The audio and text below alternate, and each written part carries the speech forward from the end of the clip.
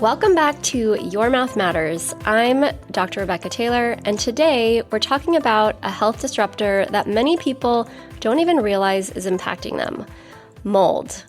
Over the past year, I've been struggling with mold-related health issues, and I couldn't figure out where the exposure was coming from.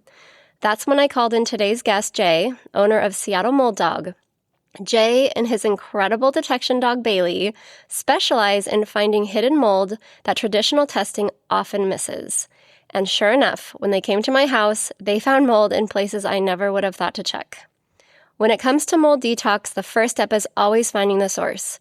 You can take all the supplements, do all the treatments, but if you're still breathing in mold daily, your body won't fully heal. That's why this conversation is so important. Today, we'll talk about how mold impacts health, why it's so hard to detect, how Bailey is helping people uncover hidden dangers in their homes, and how mold toxicity can even affect oral health. Let's dive in. All right, well, welcome, Jay. I'm so happy to have you on the show. Yeah, thank you for having us. We appreciate it. So I know that you have a personal story with mold, and everybody that, obviously you're the founder of Seattle Mold Dog, you have Bailey. So can you kind of tell us how you got here? What's your story? Yeah, we got into this business very similar to a lot of people that have health issues. For us, if you would have asked me 5 or 6 years ago if mold could cause any types of health issues, I would have probably laughed at you and said, no, mold doesn't make people actually sick. Well, our story starts back in 2021 when we moved into what at the time was supposed to be our dream house that we had been wanting for a long, long time. And although we had traditional inspectors come to the house just like anyone else does when they buy a house, and we purchased the house with, the best knowledge we could to make sure that we were buying a good house. And 3 months after we closed and moved in, I started having health symptoms. And I am an airline pilot for an airline that's based here in Seattle. And my primary symptom was digestive issues. And so, we went down the whole rabbit hole of Western medicine and, went to gastroenterologists and all sorts of different types of specialists. And they basically told me that you're totally healthy. There's nothing wrong with you. And these symptoms that you're dealing with, which, by the way, at the time were pretty debilitating and making it so that I couldn't, sit in the cockpit for long periods of time because my stomach was so upset. But they basically told me, yeah, you're just going to have to live with this and it's going to be your new normal. And so, of course, that wasn't an answer that I was willing to take because I didn't want to live my life like that. So we continued down rabbit holes for the better part of 2 years with no real answers. And even after leaving the Western medicine side and going down the route of naturopathic medicine and trying different things that did help the symptoms, but nothing ever fixed it. No one ever was able to get to the real root cause of what was keeping me from flying. And so it wasn't until about a year into seeing a naturopathic doctor that I had heard on a podcast that mold can cause gut issues, because all the times that I had heard about mold and the symptoms I thought that were associated with mold were more sinus related. And I didn't have any of those symptoms. So the whole time that we were trying to figure out what was wrong with me, mold was never on my radar. And to further that, we had this nice house that we had bought that there was no way in my mind that it had mold in it. It was in great shape. It had been remodeled and everything was nice and clean and didn't have any smell. And so I guess we had kind of pushed it off of our radar just because we didn't think that was a possibility. Well, it was exactly what was causing my gut issues. I had my doctor at the time run what's called a mycotoxin test, and it really was kind of out of a fit of desperation, hoping that this would be maybe something that would lead us to some answers. And sure enough, the mycotoxin test, which tests for the metabolites that your body produces when it's exposed to mold, in my case, lit up like a Christmas tree. So that's how it all started. Wow. Once we learned that it was a mold, I still had some questions in my mind, and I still thought, well, is mold really what's causing my gut issues? And the more I went down the rabbit hole of mold, I learned that it can cause a lot of different issues, and it can affect every organ system in your body, and it affects different people differently. But gut symptoms is one of the most normal symptoms that we see from mold toxicity. So that was kind of the quick version of how we got into this business. After we had figured out that mold was my issue and was causing my symptoms, we did what's called an ERMI test. And the ERMI test is a PCR-based test that uses a Swiffer cloth to check the dust in your house to see if there's mold that comes back on it. And that came back also very positive with high levels of several different types of mold. So with the data that we had from my mycotoxin test and then the data from the ERMI test, our work was cut out for us, and it was time to try and figure out where this mold was hiding in our house that we knew was there. So so that's it in a nutshell. So did you guys, now, so you obviously like hadn't started Seattle Mold Dog, you didn't have Bailey. So did you have a dog come to your house and check, or like, how did you find your mold? Yeah, that's a great question. Like many of our clients, we were lost. We knew that there were, traditional mold inspectors that could come in with infrared cameras, and obviously we knew all about the testing that could be done in the house. The more I read and the more I learned that some of the old testing methods that take air samples and things like that, they're not accurate and they can miss stuff. So they might tell you that there's mold in your house, but then it doesn't tell you where the mold is or what you should do to investigate further. And so, my initial thought was, hey, let's just start cutting holes in all the walls and eventually we'll probably find something. And of course, that's not really a very budget-friendly solution, especially when you're looking at tiled bathrooms and bathtubs and kitchens and things like that. So to answer your first question, there wasn't a dog available in the Seattle area at the time that we went through all this. And in hindsight, I wish that I would have had a dog that wasn't from Washington, and paid the money to have a dog come out, because it probably would have saved us about a year's worth of being sick and waiting to figure out where the mold was. So yeah, as far as the dog stuff went, I was actually the one that found the mold in our house after we had several traditional inspectors come in and tell us that there wasn't mold. So you hired actual mold inspectors to come in. They said, no mold here. And you're like, there's got to be. Yeah, we had the DNA test to show that there was mold in our house. Yeah. And one of the companies, I won't name names, but one of the companies came in and they performed air samples. And so they have these machines called aerosol samplers. And they for example, they put one of them within about 2 feet of where the mold ended up being. And this test came back saying the air was totally clean. Wow. And so, the reason for that these tests are antiquated and miss things is because some of the really toxigenic mold species, specifically like Stachybotrys, which is the stereotypical black mold that you've heard about, they're a very heavy mold. And so they like to sit on the ground. And so if you're taking an air sample, 2 or 3 feet up in the air, it doesn't always aerosolize into the air, and then it can't get sucked up into the cassette for a good sample. So, in our case, that's what happened. And had we taken the advice of the first 3 mold inspection companies that we hired to come out, we never would have found the mold that was lurking in our house. And so at that point, it was kind of like, gosh, there's got to be a better way to be able to find mold in someone's house. And so when I had heard about mold dogs, I had heard there was another mold dog handler on the East Coast that had been on a podcast. And so I heard all that, and it was like, gosh, that is so cool. You can have a mold dog go through someone's house and essentially give you thousands of samples, because the dog is just constantly sniffing when she goes through a house. So as far as a cost effective and efficient way to test someone's house and then actually locate the actual source, to duplicate that with a machine, you'd have to take thousands of samples, which of course would be tens of thousands of dollars. I mean, it's like genius. I mean, they use dogs for like drug detection. You see the dogs at the airport sniffing bags. I mean, they are amazing at smelling. So it's crazy to me that that hasn't become more of kind of the standard, Yeah. And I will say, having a dog and now, having inspected all these houses and we can get into this later, but we still perform a traditional mold inspection before we even bring the dog in, because there are some limitations to the dog, and I always tell people, the canine is a tool. She's not the end all be all, but with all of our information that we can gather from the infrared cameras and different machines that we have and the dog, it is the best way to know where your mold is.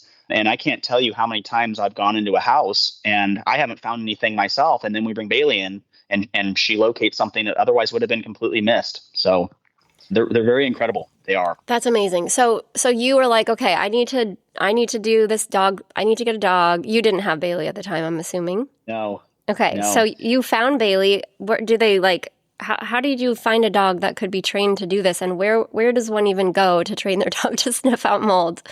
Yeah. So that was the first part. Yeah. Finding a dog that would be cut out for this job. And Bailey actually was adopted. We got her on Whidbey Island, and for whatever reason, her family didn't want to keep her. And so we had kind of had our eyes set on getting a Labrador.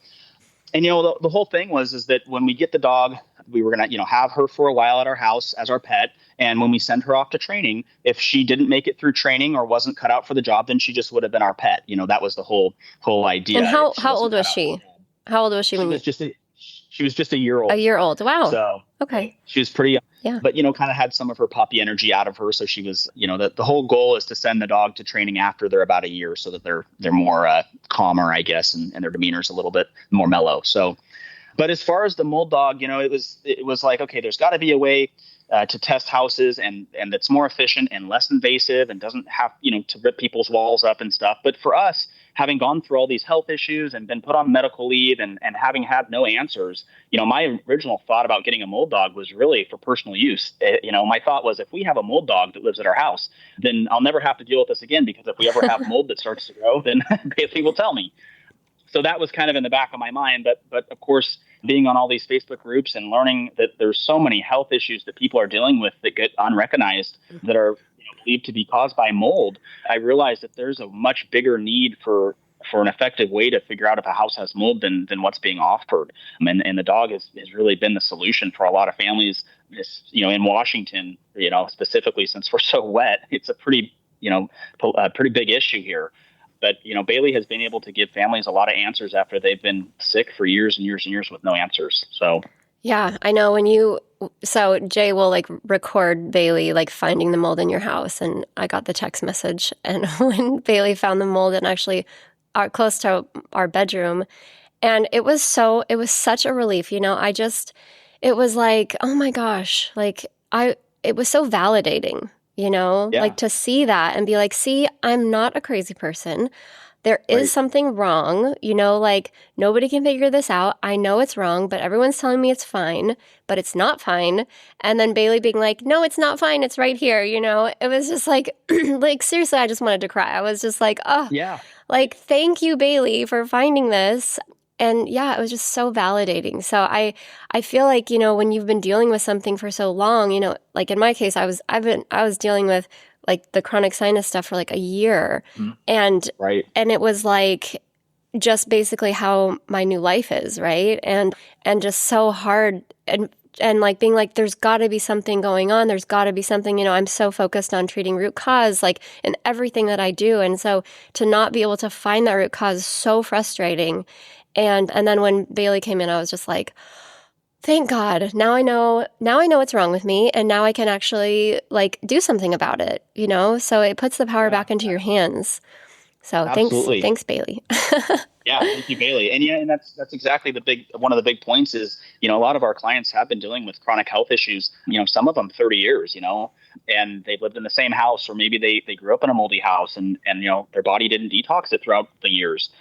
But, it gives our clients direction forward. And a lot of them have been spinning their wheels in the medical world, trying to get better or putting Band-Aids on things. And Western medicine is really, really great, but it is not great at handling mold. And unfortunately, at this point, they haven't fully accepted that mold can cause all these issues, and different symptoms that people are experiencing.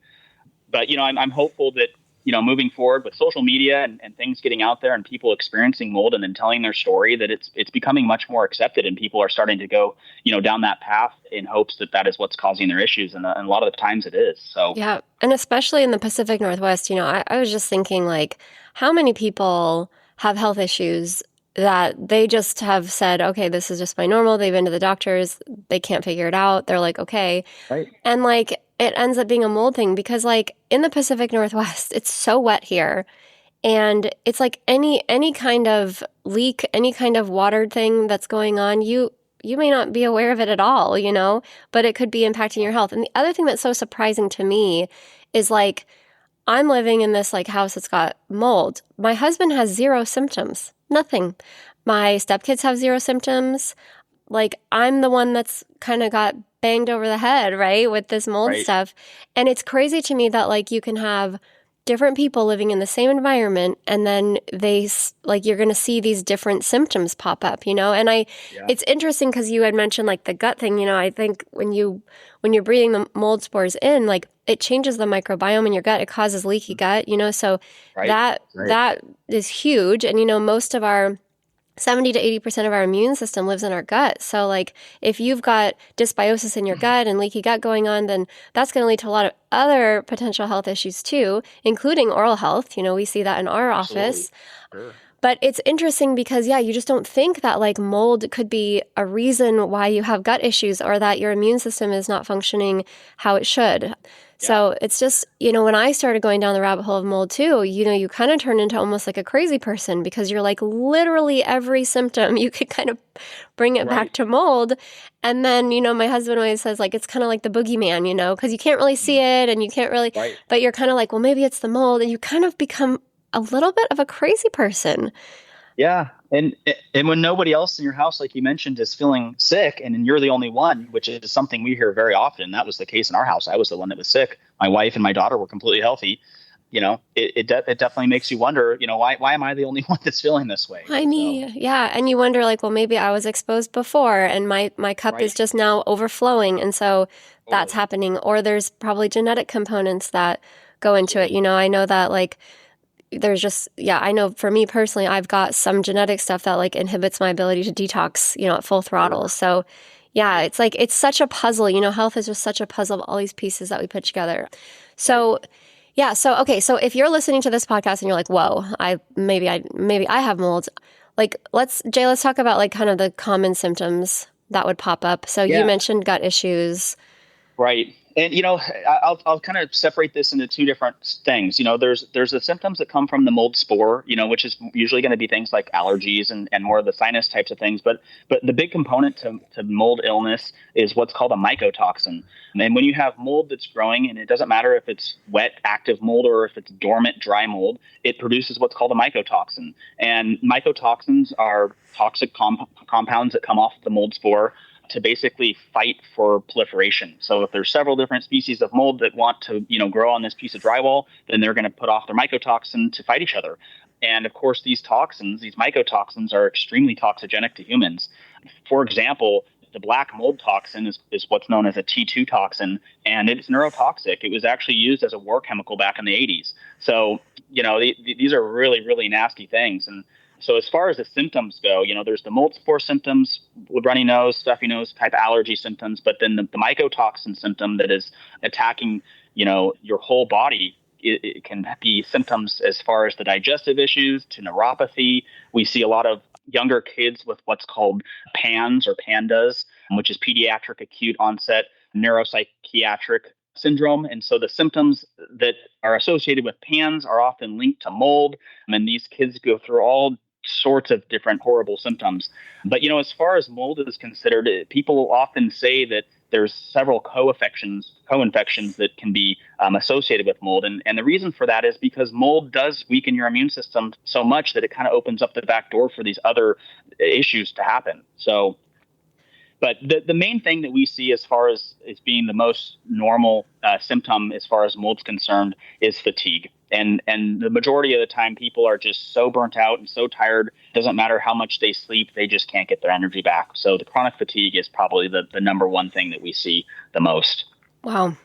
Yeah, I know for me, so like my symptoms were like, I got like full body, like it looked like ringworm. Like when I first got exposed, I had like full body ringworm, which I could not explain. It was just there and I didn't know why, and nothing had changed in my diet or body products or anything like that. Sure. And then after that, I got like the worst sinus infection of my life.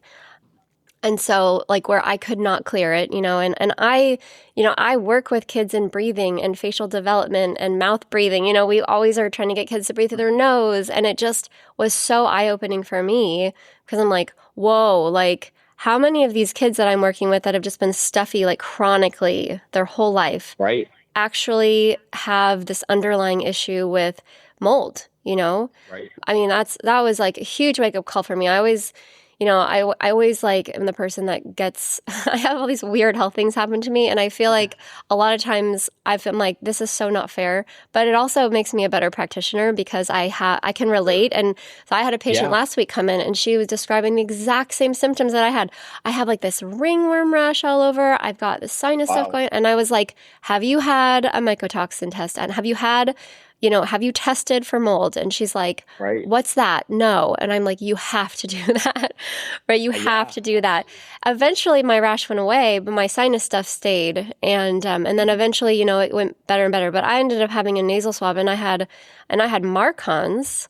Yeah. And MARCoNS it stands for multiple antibiotic resistant coagulase negative staphylococci. So basically what it means is that it's a type of bacteria, staph bacteria, that's resistant to antibiotics, and it lives in your nasal passage, right? And it can cause other infections, and it's nasty. I mean, it is tough. It is tough to get rid of. Other symptoms that go along with mold are going to be, like you said, the chronic fatigue, headaches, sinus pressure, even tooth pain. I've seen a lot of patients that have tooth pain. I actually had one woman come in. This was several years ago, like before mold was really on my radar. She's actually the one that kind of put it on my radar. But she had a root canal tooth done, and they left the cotton pellet inside her tooth. And she started to get all these weird symptoms, but black stuff started to like slough out of her gums. Sheesh. And the dentists were like, you're not brushing your teeth enough. You're not like taking care of your teeth. And she's like, literally, I brush like 5 times a day. I'm flossing. I'm doing all of the things. And there was just this black stuff that was like coming out, staining her teeth. And it was like grainy. She was like, it's like sand that's like sloughing out of my gums. People thought she was insane. I mean, she went to so many dentists, doctors. They just thought she was nuts. And she finally was able to find a doctor who like did a sample of that black saliva, the stuff that was coming out in her saliva, and they found that it was black mold. So she had this root canal done with this pellet that was in her tooth, and the mold had basically grown in all of her sinuses. And I mean, the woman she was so miserable. She told me like she was almost suicidal because of it, because she couldn't go out to eat. She couldn't, people were telling her she was, like just disgusting and not taking care of herself. And it ended up being a mold in a root canal, which was crazy. Crazy. She's lucky she had someone that knew to test it, because I mean that's man, I know. I was, she told me later, she said, I'm so glad I found you, because I probably wouldn't be here, because it was so bad. So it can be, mold can be anywhere, right? It can be in your house. Probably it's in your house more likely than in maybe your tooth, but we see it in dentistry too. And then it can cause, mood swings, gut issues like constipation, diarrhea. It can affect your sleep. And then in kids, the mouth breathing is really going to impact, facial growth and development, because that tongue being up and nasal breathing happening is what stimulates the airway to grow properly and the face to grow properly. So if you're mouth breathing, if you have a kid that's mouth breathing, you're more likely to need orthodontic intervention, and also have like sleep apnea issues later in life and TMJ issues. So it's all kind of connected to what we do, dentally. Yeah. But and then there's a bunch of other weird symptoms too, right? Like you were saying, it's almost like you can kind of tie it all back in, because when mold is impacting your immune system and you're immunocompromised, that's going to make you more likely to have other infections. That's going to make it harder for you to heal from things. So, in a dental setting, maybe you get an abscess easier, or you have a filling done and your gums just don't heal right. Your body it has limited capacity to heal. And so that can really affect your whole body. Yeah. And, to kind of circle back when you had mentioned about the MARCoNS, the nasal passage is a perfect breeding ground for mold. And so, when there's mold in a house, it's also normally associated with bacteria as well. And so that's where the MARCoNS can come from. But yeah, so I guess my point is that people don't necessarily think that you could colonize mold in your body, and you certainly can colonize it in your sinuses and also your gut. So, you can kind of be your own mold factory. If you've been exposed to mold long enough, then even if you fix the mold in your house, you need to fix the mold in your body too a lot of the times. And that can be, sometimes sinus sprays and rinses and different antibiotics and things, or antifungals even for your gut. So yeah, and a lot of binders. And the other thing that's so interesting as I've been on this journey is that, you need binders, but you also need to test what kind of mold you have. Because a lot of people are like, well, do I really need to test? And the answer is absolutely, because there's different binders that are going to work for different species of mold. And you're not always going to be able to so our test, there's way more mold types than we can test for. right? So like Right. you may not be able to test all of them, but at least if you know like the main ones that you're dealing with, or you know that there are some, you can pick your binder, based on that. Like a zeolite might bind certain types of mold, but like activated charcoal is going to be better at this species of mold. Absolutely. So it's good to know that, and I think I think that taking a binder is really a great first step. Mm-hmm. And then sauna is also really good. We got to open up the detox pathways to try to get Right. it out of the body. So Yeah, I mean, you can see we have our sauna just up in our office here that we got as soon as we learned about mold. So I'm a big fan of saunas. But before you even start the detox process, the main thing is that we have to make sure that you're not getting exposed still, because if you start trying to catch up and getting the stuff out of you, but you're still getting exposed. It's really like trying to dry off with the shower water running. You're just not going to catch up. So we have to make sure that you're in an environment where healing can happen and that you're not getting that huge exposure, every single day, because you just won't outrun it. absolutely. So. This is what I tell people, like when we have mercury fillings, it's like you can't really detox your body from mercury until you remove all of it out of your body. Sure. It's kind of like trying to clean the pool water with little kids in it peeing still, Yeah. It's not going to work. You just won't be able to, you won't be that effective. So Yep. yeah, for sure. So do you know, Jay, do people, you obviously got misdiagnosed. Are there certain diagnoses that oftentimes actually are mold? Like, I think that there's a lot of diagnoses, just because there's such a large subset of symptoms that can come from this. I think that there's a almost infinite amount of symptoms along with diagnosis that could be incorrectly associated with someone that's going through this. So, I've had a lot of clients that have had different type of surgeries done for sinus issues, and they didn't really help them at all. And then they found out that it really was mold. And so they don't really know if they even needed the surgery to begin with.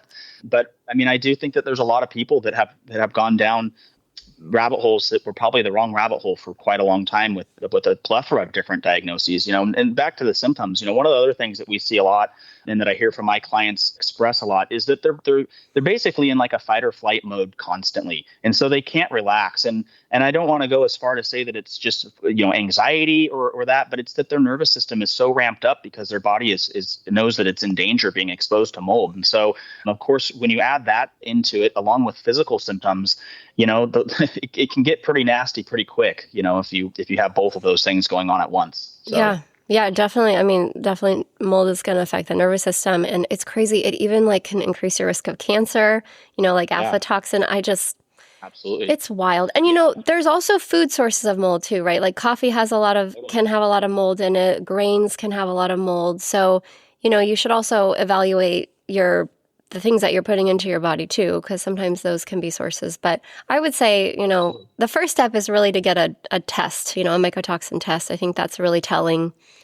And if you have sinus issues, get a nasal swab to see if you have Marcons, because that would also be very telling that there could be mold going on. And that's something that gets missed a lot. I have a lot of clients that their doctor has identified that it's mold, or maybe they did because they did a mycotoxin test, and they're still not feeling better after everything's fixed, and they later find out they still have Marcons. And so that's another thing that will keep those symptoms going if you don't fix. So it's definitely a necessary step. Yeah. So, okay. So Jay, let's talk about, I want to know, where do you find that mold typically hides in homes? And maybe you can give us a couple of stories of weird places that you've found mold. I'm sure you have some really good stories. I'm dying to hear them. Yeah. Well, the thing with mold is that, there's of course, we live in Washington, so yes, it is super rainy. Does that mean that there's more mold? Yeah, I mean, we can have issues in attics and in crawl spaces that you wouldn't normally think are a big deal. And one thing that was incorrect back in the day, even before we got into this, is that the attic space or the crawl space is separate from the living area. And there's been plenty of studies now that show that there's a significant amount of air exchange from attic spaces and crawl spaces into the living area.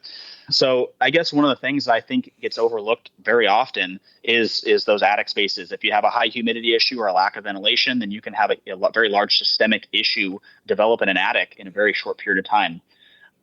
So as far as the weirdest places we found mold, there's always the normal offenders, leaky toilets, showers. Anytime you see cracked grout in a shower, you know that there could be an issue behind that. That they're supposed to waterproof behind showers. And so theoretically, if it's done correctly, that crack grout shouldn't create an issue. But unfortunately, there's a lot of builders, and especially the older houses, that they didn't ever waterproof it. So a little crack grout can create a big issue. But just a few weeks ago, actually, I was in the eastern Washington side and doing an inspection, and they had all the data to show that they had mold. They had an ERMI test that showed they had mold. They had a child that was going through a lot of symptoms that also had high levels of mycotoxins. And I went through the house, and I before I brought Bailey in, I didn't see anything that caught my eye. And to be honest, I was kind of wondering, well, gosh, what am I going to tell these people if I don't find something, give them an answer? Well, I brought Bailey in, and this house was a 1970s or so build, kind of split level with a daylight basement. And I brought her through all the places that I thought maybe would give us some answers, the showers, the bathrooms, and she just kept looking at me like that. There's nothing that I'm, picking up on. And she didn't indicate, she didn't scent track on anything until we brought her down into the basement. And once I brought her down in the basement, she actually almost pulled me down the stairs. She was picking up on something so hard and got so excited. Because, I don't know if I mentioned this, but Bailey, she gets rewarded when she finds mold. So there is an incentive for her to find stuff. She gets a treat. So she relentlessly was indicating on this wall, this just piece of drywall, essentially, exterior wall. And I brought her away from the area several times to make sure that she was right. And sure enough, she kept hitting on it. With infrared camera imaging and the moisture meters, there was no indication of any water damage at all. And so the only thing that I had to rely on was Bailey. And of course, she tells me there's mold there, then I need to trust her. Later that evening, after I, told the client all this stuff and showed him the pictures of Bailey indicating and stuff, and I admitted, I didn't see anything on the camera, but Bailey hit there, so we need to investigate it. And later that evening, on my way home, actually, I got a text message from her that her husband had cut into the drywall already, and sure enough, that whole wall was riddled with mold. So. Wow. I guess the point to that story is that, a lot of times people think that if there's mold, you're going to see indications, or maybe you'll see bubbling on the paint or streaking or swelling of the baseboards. And often if it's a light humidity issue that's been going on for a long time, there's no way to tell from the other side. And so had we not had Bailey, this huge issue that they had going on, I would not have found it, and I doubt that other inspectors, unless you were ripping into the drywall, and being very invasive, I doubt anyone else would have found it because there just wasn't enough indication. So, wow. So that was a time where Bailey really did save the day, and they had been dealing with health issues for the better part of 10 years that I think were basically caused from this issue in the basement. So, wow, that's amazing. You were telling me a story about a crib mattress. Oh, yeah. Can you tell that story? That's a wild story. And that was surprising to me. And that was actually when we were kind of just starting out with Bailey. And so, there was a bit of a learning curve being a handler to make sure that, Bailey is doing her job correctly. And in this particular situation, we had identified some things in the house that were pretty big smoking gun issues. But she had gone up to what was told to me to be a new mattress in a crib. I mean, within a month or two, it was almost brand new. And Bailey kept hitting on it. And again, I couldn't see anything on the mattress. I took the sheet back and stuff. And ironically, and not surprisingly, it was that kid that was sick. It was the one that was sleeping on that mattress. So my first thought, kind of jokingly, was like, well, is he colonized and then he contaminated it? What happened, And so she hit on this mattress multiple times. And the husband actually, I think, was kind of not sure about the dog, and he pulled out a knife right then and there in front of us to open the mattress up. I think wanted to prove that there wasn't anything in there. And sure enough, there was mold inside of the mattress. And we actually went a step further and had it swab tested, and it was Stachybotrys. Wow. So yeah, this mattress had been put together in a factory that apparently the stuffing and stuff inside of it had gotten wet enough for mold to grow, and the workers didn't see an issue with stuffing it, even though there had been some mold growth on it. So this poor kid had been, putting his head within inches of a ton of black mold for the last couple of months, greatly increasing his symptoms. So yeah, I often get asked to, can Bailey clear furniture and things like that? And that's the story I usually tell, that, if something had been lightly contaminated, I don't know that she'd pick up on a little bit of a cross-contamination on a couch or something. But if the couch is growing mold or has been stored very closely to a mold source, there's going to be enough spores on there for her to smell and set her off. So, wow. Absolutely. That is amazing. I mean, who would think that a brand new mattress would be full of mold, Yeah, and to trail off of that, if we're talking about brand new things, I often have clients that reach out to us and then they mention, "Well, I'm in a brand new house. It's only a year old." Well, brand new houses, especially in Washington State, with these really tight building codes that we have, they're buttoned up so tight, and they have such great windows that don't let any of the heat come out. Well, that's great for energy efficiency, but when something gets wet and it can't dry out and there's no air exchange because these houses are built so tight, then mold will grow. And unfortunately, with the newer houses, we're seeing a lot of that. And the other issue is too that when you have all this wood sitting out in Seattle and it's getting rained on, and then they're building the house as it's getting wet and it never dries out. It's not uncommon for brand new trusses or different pieces of plywood to already have mold growth on them, as they're framing the house. So, oh my gosh, I didn't even think of that, but that makes so much sense. Yeah, you see all these houses being built and it's raining and there's wood exposed. My gosh.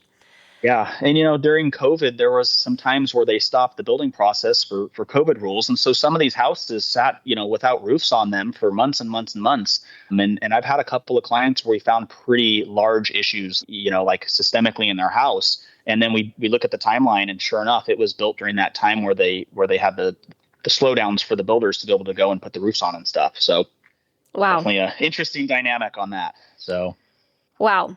Okay, so once we find the mold, that's obviously 101. You got to find it, and then you got to remediate it the right way, right? There's right ways and wrong ways, right? Absolutely.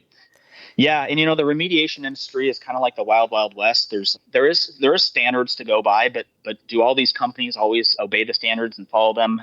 No, and that's where it's really important that you get a company that is actually doing it correctly. The risk here is that if you open up mold that's in a wall and you don't have it sealed off with what we call negative air pressure to suck all the spores out the window, then those spores can be cross-contaminating the rest of your house and creating a much bigger issue than you had to begin with. And so that if there is a remediation job that was done incorrectly and they botched it, then the symptoms for the people in the house can get substantially worse even that first day when they botched the remediation, just because they've opened up all those spores and let them proliferate through the house.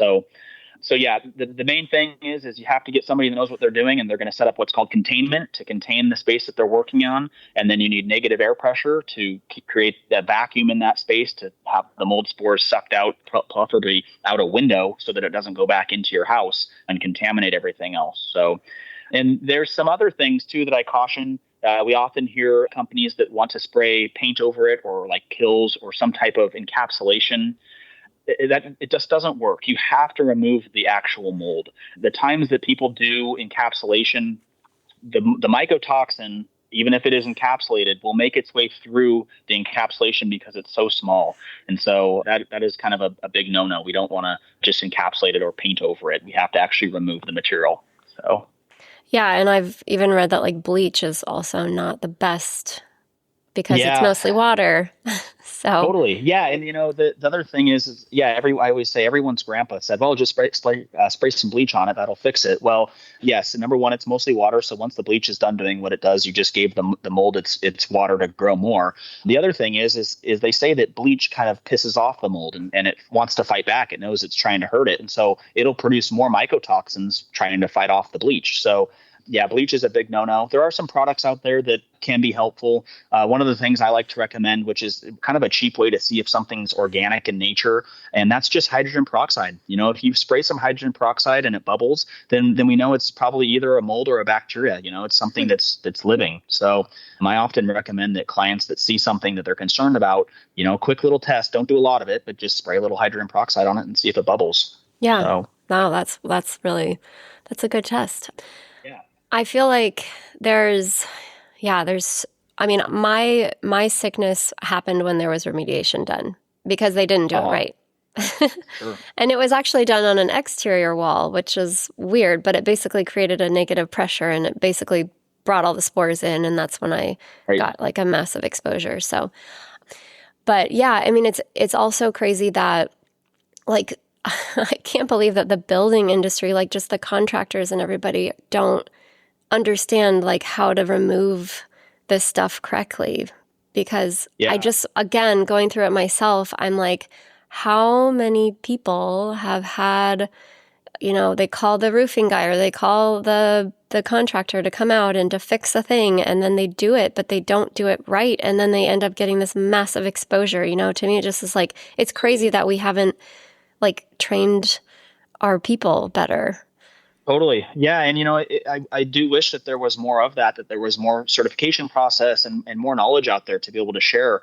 But unfortunately, the ones that are in this industry that haven't dealt with the illness themselves, I don't know that all of them fully understand how serious it can be. And so there are some remediation companies out there that are not doing it correctly because they don't see that it's that big of a risk. And it is. And it's keeping people sicker longer or more sick than they ever were because of the incorrect methods being used. So yeah, and it's tough because you can't see the spores, But the other thing that's crazy to me is that even after you remove it, you still have, our houses have ventilation and we've got all these spores now. Even if they're dead spores and there's mycotoxins, you're still going to be reacting to that, right? So removing it is just one piece, right? And then after that, if you're really sensitive, you really need to go and you need to clean the air. You need to get the spores out. And, those spores are airborne. They get on everything. So you kind of, again, become kind of a crazy person because you're like, I have to clean my entire house, and all the things and wash all my clothes.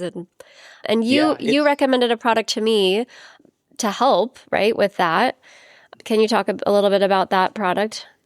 Yeah, the high-tech air reactors, basically they're a technology that actually can dismantle mycotoxins, viruses, bacteria, and mold spores. And so there's all these different types of air filters out there that will get down to about 0.3 of a micron, but these mycotoxins are much smaller than that. And so although a good air filter might capture some of the mold spores, which is helpful, it's not going to actually capture the mycotoxins that are aerosolized in the air and that you're breathing in. And so the high-tech is a great unit. I'm a big fan of it. They actually dismantle the mycotoxin. And so if you do have contamination in your house and you've had a mold issue, one of the steps is to do what's called small particle cleaning, which is essentially wiping down your walls and vertical surfaces and removing these mycotoxins from these surfaces so they don't aerosolize again.